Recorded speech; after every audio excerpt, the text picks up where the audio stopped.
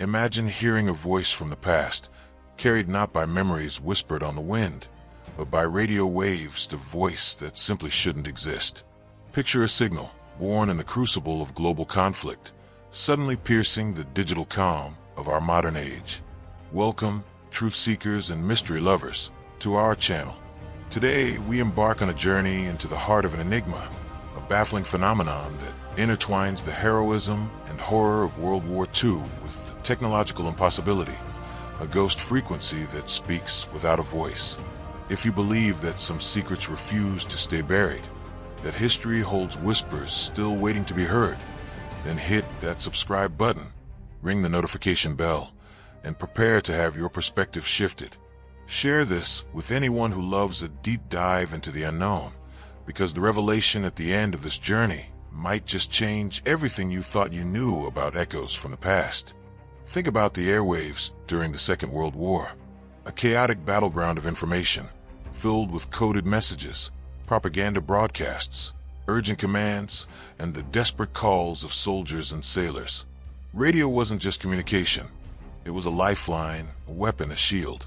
Operators huddled over glowing dials, straining to decipher friend from foe, their fingers dancing across Morse keys, sending ripples of electronic energy across continents and oceans. Immense resources were poured into broadcasting and intercepting these signals, knowing that a single missed message or a broken code could alter the course of battles, even the war itself.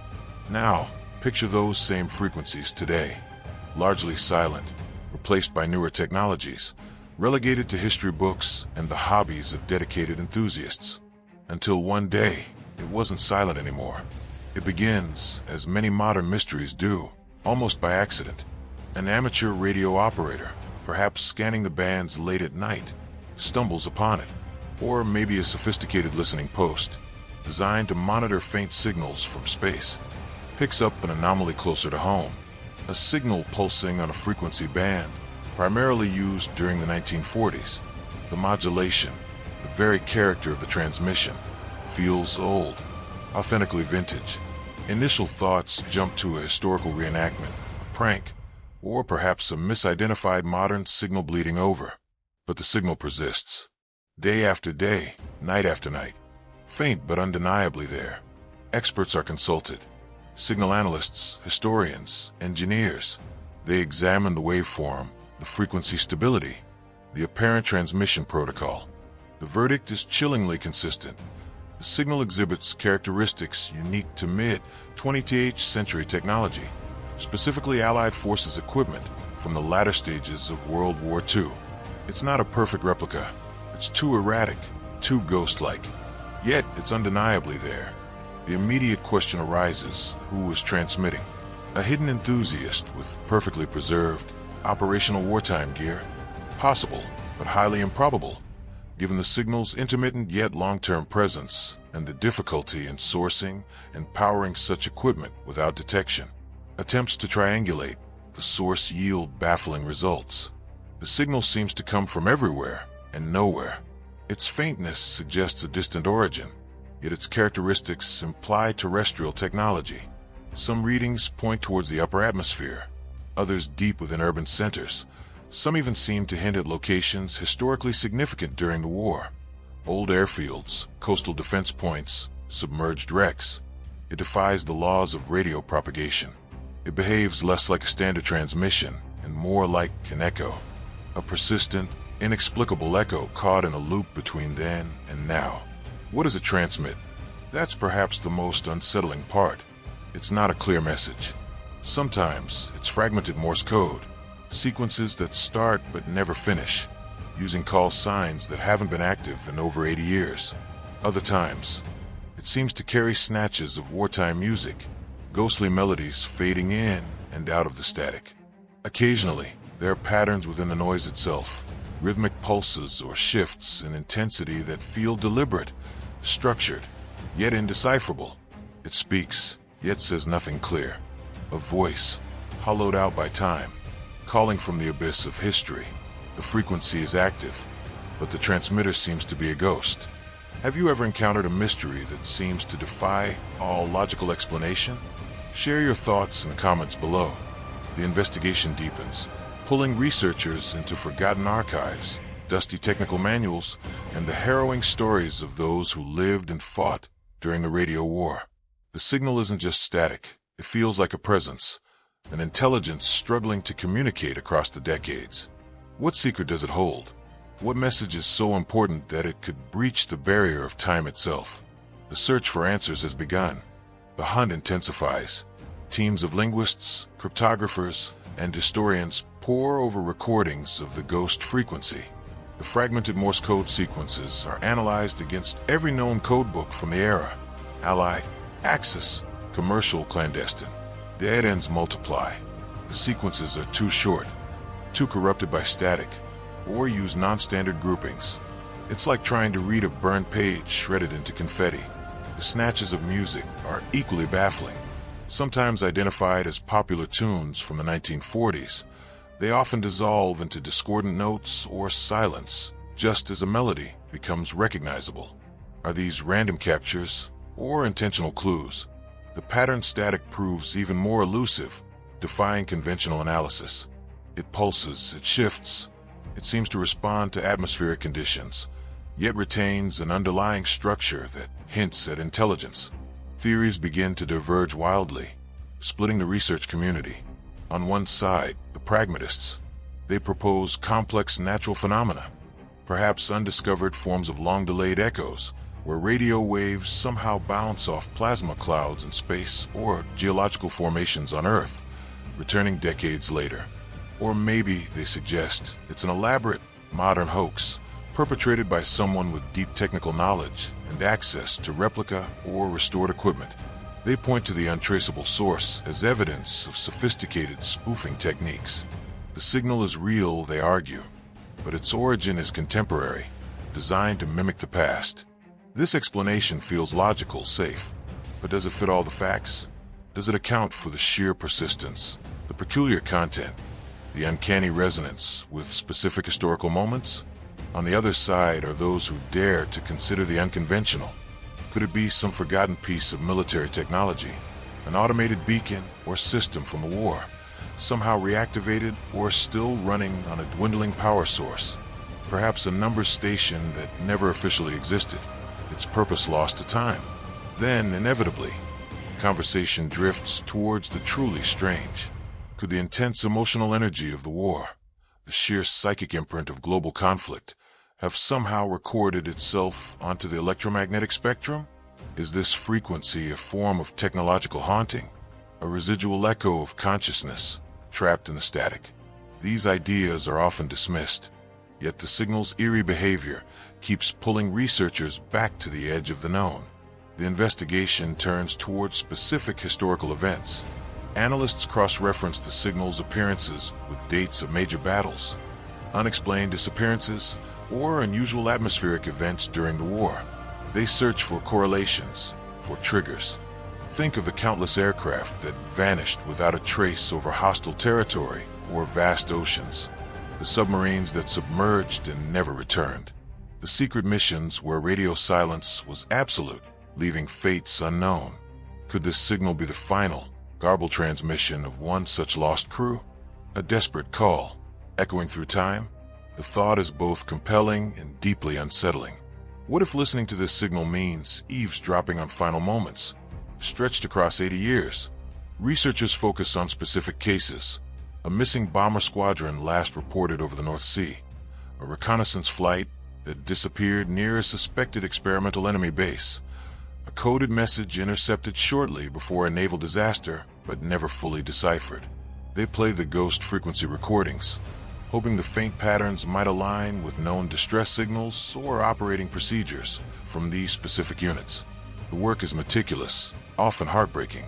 Hours spent listening to static, comparing fragments, searching for a ghost in the machine. If you've made it this far into the investigation with us, comment ghost signal below. Let us know you're still searching for answers. Then, potential breakthrough. A pattern emerges not from the Morse code, nor the music, but from the static itself. A young analyst, using advanced spectral analysis software, isolates a recurring, rhythmic pulse hidden beneath the noise. It's incredibly faint, almost indistinguishable from random interference. But it repeats, not perfectly, not like a machine, but with slight variations, almost like a hesitant fingerprint. It appears most clearly during periods when the main signal strength dips, as if the static itself is trying to communicate when the primary voice falters. This underlying rhythm doesn't match any known natural phenomena or standard communication protocols. It feels different, intentional, organized, a faint drumbeat from the past, previously lost in the noise. What message could this spectral rhythm possibly convey? The mystery only deepens, pointing towards something more deliberate, more hidden, than anyone had initially suspected. The rhythmic pulse within the static becomes the central focus. Researchers develop specialized software to isolate and enhance it. They realize it's not simply a repeating pattern, it's a sequence, a complex, ever-shifting rhythm, almost like a primitive digital code. The challenge now is to decipher it. The team turns to ancient methods of communication, thinking beyond the technology of World War II. They consider drum languages from around the world, musical patterns used in tribal societies, even early forms of binary encoding. Could this be a language older than radio, somehow adapted to the technology of the 1940s? They search for connections. The rhythmic patterns are meticulously compared with known forms of ancient symbolism, forgotten alphabets, and even mathematical sequences. It's a long shot, but the possibility that the signal is carrying a message far older than the war itself sends chills through the research team. The investigation expands geographically. Given the signal's apparent connection to naval disasters and missing aircraft, researchers begin analyzing weather patterns and geomagnetic anomalies around the globe during the war years. They look for areas of unusual activity, strange energy fields, or concentrations of missing vessels. A pattern emerges. The locations of the strongest or clearest ghost frequency recordings often coincide with areas of intense naval activity, particularly in the North Atlantic and the Pacific. But not just any locations. They seem to cluster around specific points, underwater trenches, volcanic hotspots, areas known for magnetic anomalies. Could something in these locations be amplifying, distorting, or even broadcasting the signal? The theories take a darker turn. Some researchers start suggesting the signal might be a warning, not a deliberate message, but an alarm, triggered by events during the war and somehow trapped in the fabric of the Earth itself. Perhaps these locations are sensitive to certain energy signatures, and the violence of the war activated them, creating a technological echo that continues to reverberate. This idea is unsettling. If the signal is a warning, what is it warning about? A forgotten weapon? A natural phenomenon unleashed during the conflict? A danger still lurking in those deep-sea trenches or buried beneath those volcanic islands? As the team grapples with these increasingly complex possibilities, one researcher stumbles upon an obscure reference in a declassified intelligence file. A brief mention of a secret Allied project during the war, codenamed Echo Chamber. The file speaks of experiments with resonant frequencies and temporal displacement. It's vague, heavily redacted, but it hints at a technology far beyond what was publicly known at the time. Could this project be connected to the ghost frequency? Could it be the source? The mention of temporal displacement sends a wave of both excitement and fear through the group. They know that this could be a radical new path, or a dangerous blind alley. If Echo Chamber truly existed, and if it had the power to manipulate time or frequency in some way, then understanding it becomes paramount. Just when the mystery seems to be reaching a point of resolution, the ghost frequency changes. The rhythmic pulse intensifies. The fragmented Morse code starts to coalesce, forming slightly longer sequences. And most chillingly, the music begins to resolve, not into cheerful tunes, but into a haunting, melancholic melody. A song that no one recognizes. A song that seems to vibrate with sadness, loss, and a desperate sense of urgency. It's no longer just a ghost. It feels like a presence that is about to speak. If you are intrigued so far, comment "The Silent Spoke." The breakthrough arrives with the haunting melody. Musicologists analyze its structure, its unique chord progressions, its melancholic cadence.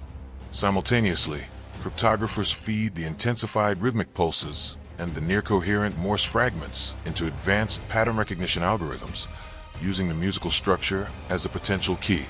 The connection is undeniable. The rhythm mirrors the melody's phrasing, the Morse fragments punctuate it like desperate commentary. It's as if the song, the pulse, and the code are three parts of a single, complex message, transmitted by something that doesn't communicate like humans do. And the reference to Project Echo Chamber provides the final, crucial context. Further digging unearths fragmented, unofficial logs and anecdotal accounts from personnel associated with Echo Chamber. The project wasn't just about listening. It was an attempt to resonate with the past, using powerful electromagnetic fields focused on areas of intense temporal or emotional energy. Battlefields, disaster sites. Their hypothesis: strong emotions and events could leave a temporal echo, a signature detectable with the right frequency. They aimed to create a receiver, but perhaps inadvertently, they built a transmitter, or worse, an amplifier trapped in a loop.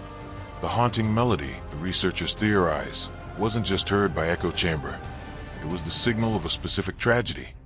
Perhaps a hospital ship sunk in violation of wartime conventions, its final moments broadcast on an emergency frequency that resonated so strongly it overloaded the experimental device, fusing with its operation. The ghost frequency, then, isn't a conscious entity sending a message. It is the Echo Chamber device itself, lost or submerged during the chaos of war, likely near one of those deep-sea anomalous zones. Damaged, but partially powered by geothermal energy or galvanic erosion, it remains trapped in a loop, endlessly broadcasting the amplified echo of the tragedy it recorded. The rhythmic pulse, the device's own failing operational cadence, like a dying technological heartbeat. The fragmented Morse, corrupted remnants of other signals the device picked up before or during its overload. It speaks without a voice because it is the echo, technology and tragedy intertwined, resonating across the decades. The final message begins to coalesce as the researchers align the pulse, the melody, and the Morse fragments using the Echo Chamber framework. It's not coordinates, nor a simple warning. It's a repeating sequence, translated through the combined analysis. Resonance, danger, deep, sleeps, silence, listen. It's not a call for help from the past. It's the ongoing state of the malfunctioning device, broadcasting its own condition and the echo it captured. The danger isn't necessarily from the past. It's the inherent risk of the resonant technology itself, or perhaps hinting at whatever resides in those deep anomalous zones that the Echo Chamber might have inadvertently disturbed or detected before failing. The entity that sleeps deep below might be the dormant technology, or something else entirely. The instruction to listen to the silence might be the key characteristic of the echo itself, a message carried not in words, but in the feeling, pattern, the very absence of a conventional source.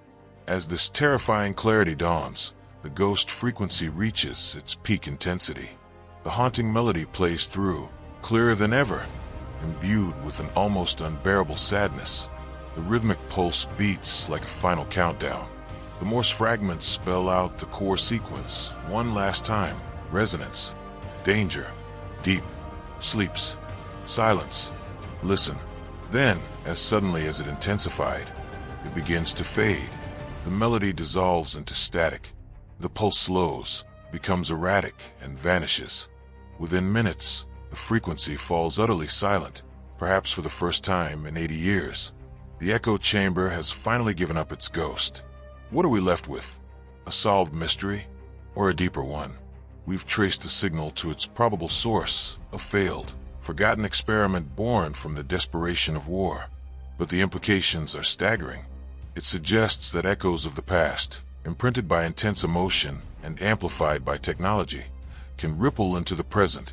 It warns us about the unforeseen consequences of reaching too far, too fast, and it leaves us with that final, chilling sequence, a message from Machine Ghost, hinting at dangers potentially still lurking in the deep, silent places of our world. The silence it leaves behind is profound, forcing us to reconsider the very nature of time, memory, and the invisible forces that surround us. Some secrets, perhaps, aren't meant to be fully understood, only acknowledged. The ghost frequency may be silent now, but its echo remains. What other whispers from history are waiting to be heard? What other frequencies are we deaf to? The search for answers never truly ends. Thank you for joining us on this incredible journey. If you believe the universe is whispering secrets all around us, subscribe to our channel and activate notifications. Keep questioning, keep exploring, keep listening to the silence. Because sometimes, the most profound messages are found where there are no voices.